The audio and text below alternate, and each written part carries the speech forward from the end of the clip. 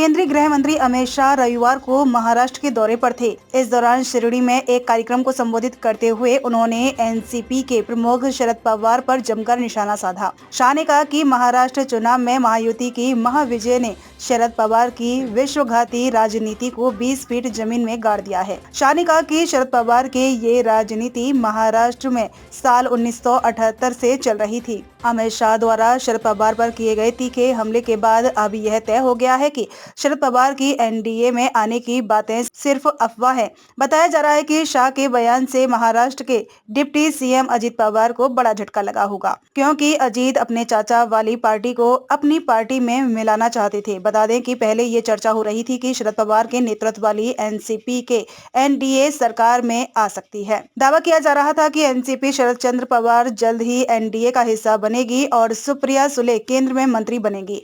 चर्चा थी कि एक बहुत बड़ा उद्योगपति एनसीपी के दोनों गुटों को एक करने की कोशिश कर रहा है। मीडिया रिपोर्ट्स के मुताबिक अजित पवार खुद भी चाहते थे कि चाचा शरद पवार वाली पार्टी उनके साथ आ जाए और एनसीपी पहले की तरह एक हो जाए। मालूम हो कि 2023 में अजित पवार 40 से ज्यादा विधायकों के साथ चाचा शरद पवार का साथ छोड़कर एनडीए में शामिल हो गए थे। खबर के अनुसार शरद पवार के साथ ही अमित शाह ने शिवसेना यूबीटी के चीफ उद्धव ठाकरे पर भी निशाना साधा है। उन्होंने कहा कि उद्धव ने बाला साहेब के सिद्धांतों को छोड़कर द्रोह किया था। वो झूठ और फरेब करके महाराष्ट्र के मुख्यमंत्री बने थे, क्योंकि गृह मंत्री अमित शाह ने आगे कहा कि घमंडिया गठबंधन अब टूटने की ओर है। महाराष्ट्र में जल्द ही वीएमसी के चुनाव होने वाले हैं और इस चुनाव से पहले घमंडिया गठबंधन टूट रहा है। शिवसेना यूबीटी ने कह दिया है वो वीएमसी चुनाव अकेले लड़ेंगे। बता दें कि 2024 के आखिरी में हुए महाराष्ट्र विधानसभा चुनाव में विपक्षी महाविकास अघाड़ी गठबंधन इंडिया अलायंस को करारी हार का सामना करना पड़ा था। एमवीए की तीनों पार्टियां मिलकर भी 50 सीटें नहीं जीत पाई थीं। महाराष्ट्र के उल्लासनगर की चौंकाने वाली घटना, बिल्डिंग की छत पर धूम्रपान करने से मना किया तो गुस्से में आकर 2 भाइयों की कर दी पिटाई। उल्लासनगर पुलिस थाने में 3 लोगों के खिलाफ मामला दर्ज। बिल्डिंग की छत पर जाकर धूम्रपान करने से मना किया तो एक परिवार ने दूसरे परिवार के 2 भाइयों की बेरहमी से पिटाई की।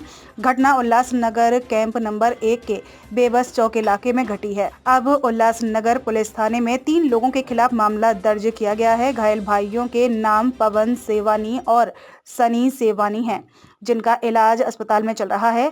खेमदान बिल्डिंग बेबस चौक में स्थित है। इस बिल्डिंग में संतोष चौहान, श्रेयस चौहान और शुभम चौहान का परिवार रहता है। संतोष चौहान नाम का युवक सिगरेट पीने के लिए अपने दोस्तों के साथ बिल्डिंग की छत पर जाता था और अक्सर आसपास के लोग उसे इस बारे में मना करते थे, लेकिन वह नहीं मानता था।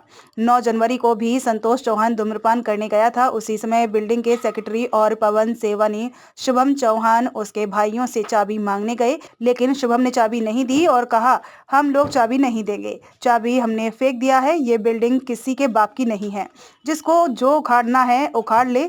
उसके बाद संतोष चौहान और उसके परिवार के 2 अन्य लोगों ने मिलकर पवन सेवानी और उसके भाई सनी को बुरी तरह पीटा, जिससे उसका चेहरा और माथा फट गया। दोनों गंभीर रूप से घायल हो गए। उनका इलाज उल्लासनगर के अस्पताल में चल रहा है। इस मामले में चौहान परिवार के खिलाफ उल्लासनगर पुलिस थाने में मामला दर्ज किया गया है। मेरा नाम गुड्डू सेवानी है। मैं खेमदार अपार्टमेंट बेबस चौक उल्लासनगर 1 में रहता हूँ। हमारे बिल्डिंग में 301 फ्लोर पे संतोष चौहान करके है, उनकी फैमिली भी है, वो हमारे जूने हैं बिल्डिंग में। वो 2-3 दिन से टेरेस पे जाके दारू वगैरह पी रहे थे, तो हमारे सेक्रेटरी साहब ने हमने उनको मना किया कि भाई टेरेस पे सब मत करो।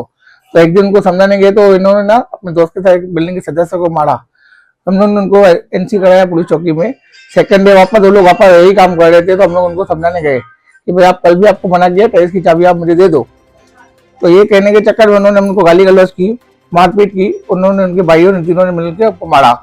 उसके बाद हम लोग पुलिस कंप्लेन गए एफआईआर कराने उनके साथ। तो कोई भी बात पे वो लोग अपना दादागिरी करते हमेशा। तो उन्होंने हमसे बहुत मारपीट की, मेरे और मेरे भाई को बहुत मारा। इन्होंने 6 जने 7 जने एक जन के मिलकर मारे, हम दोनों भाइयों को मिलकर। इनके दोस्त भी थे जो बिल्डिंग में आके उनको मार के गए।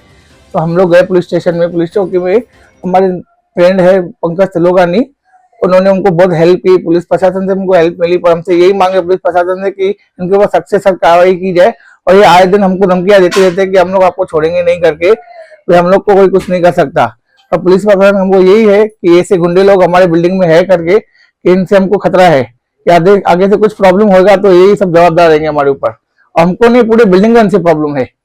जब आपको मारपीट हुई, जब उनके हाथों में क्या था और उनके हाथों में अभी मुझे ना मेरा मुंह ढक के उन्होंने ना मेरी टी-शर्ट फटी फाट गई थी, तो उन्होंने मुंह ढक के मेरे को कुछ नोकली चीज थी, चाबी वगैरह थी या क्या कर लोखंड का कुछ था, तो उन्होंने मेरे सर पे मारा तो पूरा ब्लडिंग वगैरह आने लगा वही टाइम। और मेरे भाई को भी उन्होंने कुछ नकली चीज थी, कुछ चाबी या कुछ थी उनके हाथ में, वो लोग ने उनके भाई ने मेरे को पकड़ के उनको तीनों ने उनको मारा, उनके दोस्त लोग भी दोनों ने मारा उनको। और हमारे एक दिन पहले एक बिल्डिंग के एक सदस्य को उनको भी मारा था कि यही बात की कि भाई बिल्डिंग की टैक्स की चाबी लेने गया तो उनको भी मारा था। पुलिस ने मामला दर्ज किया है? मामला दर्ज किया, एफआईआर की है। पुलिस प्रशासन से अच्छा सहयोग मिला। पंकज तिलोकानी भी आए थे वहां पर, उन्होंने हमको अच्छा सहयोग किया। और हमारे जो पॉलिटिकल सब भाई है उन्होंने हमको अच्छा सहयोग किया। व्यापारी महामंडल ने हमको अच्छा सहयोग किया। हमसे यही मांग है कि ऐसे जो लोग हैं, हम पूरे बिल्डिंग में सब एक से रहते हैं, पर ये हमेशा सबसे झगड़ा ही करते रहते हैं, आए दिन हमसे मारपीट करते ही रहते हैं ये लोग। मेरा नाम सन्नी श्यामलाल सेवानी है, मैं खेमदास अपार्टमेंट में रहता हूँ।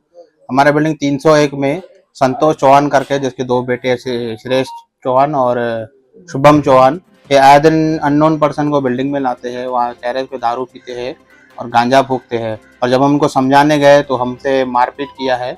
उसी दिन एक हमारे बिल्डिंग के एक मेंबर को उन्होंने मारा है, उसकी कंप्लेंट वहाँ पे है।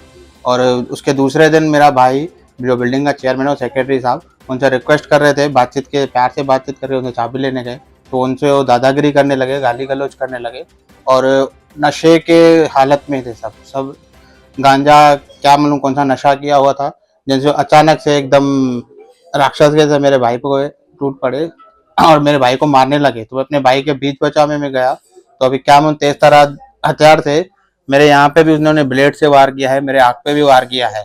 और 8-8 जने मिलके मेरे भाई को और मुझे मार रहे थे और मेरे भाई को भी सर पे चोट लगी। उनसे कोई नोकीले हथियार से उन्होंने कुछ वार किया है, जिनसे उनका पूरा ब्लीडिंग बह रहा था। हमने अभी पुलिस में कंप्लेंट की है और हमारे जो पंकज तिलोकानी भाई है उन्होंने अच्छा कोऑपरेट किया, जिसके प्रेशराइज से पुलिस ने भी हमको अच्छा सहयोग दिया है। बस मैं ऐसी मांग करता हूँ उनको सख्त से सख्त कार्रवाई की जाए इनके ऊपर। अगली बार अगर कुछ भी होता है तो उनके जिम्मेदार यही होंगे, ये हमारे बिल्डिंग में रहने के लायक नहीं है। ये लोग ऐसे आए दिन गुंडागर्दी करते रहते हैं, लड़की को घूरते रहते हैं और इनसे कुछ बात करने जाओ तो सीधा झगड़े पे और मारामारी पे उतर आते हैं। कल हम प्यार से समझाने गए तो उन्होंने हमारा ऐसा हल किया।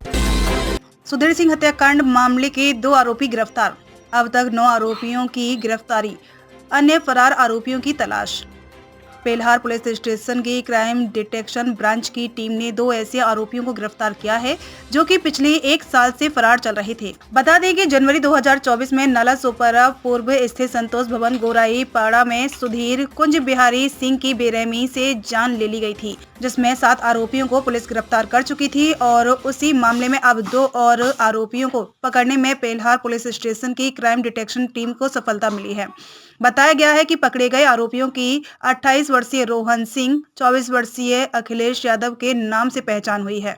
बताया गया है कि पकड़े गए दोनों आरोपियों तमिलनाडु उत्तर प्रदेश भागते फिर रहे थे, लेकिन पेल्हार पुलिस स्टेशन की क्राइम डिटेक्शन ब्रांच की टीम गुप्त सूचना और तकनीकी विश्लेषण के आधार पर दोनों आरोपियों को पकड़ने में सफल रही। बता दें कि 12 जनवरी 2024 में सुधीर सिंह की जान ले ली गई, जिसमें कुल 12 आरोपियों का नाम शामिल है। अब तक पेल्हार पुलिस मामले में 9 आरोपियों को गिरफ्तार कर चुकी, बाकी के फरार 3 आरोपियों को तलाश रही है। बता दें कि यह कार्यवाही में क्राइम डिटेक्शन ब्रांच के किरण आवाहन को मिली जानकारी के आधार पर हुई है।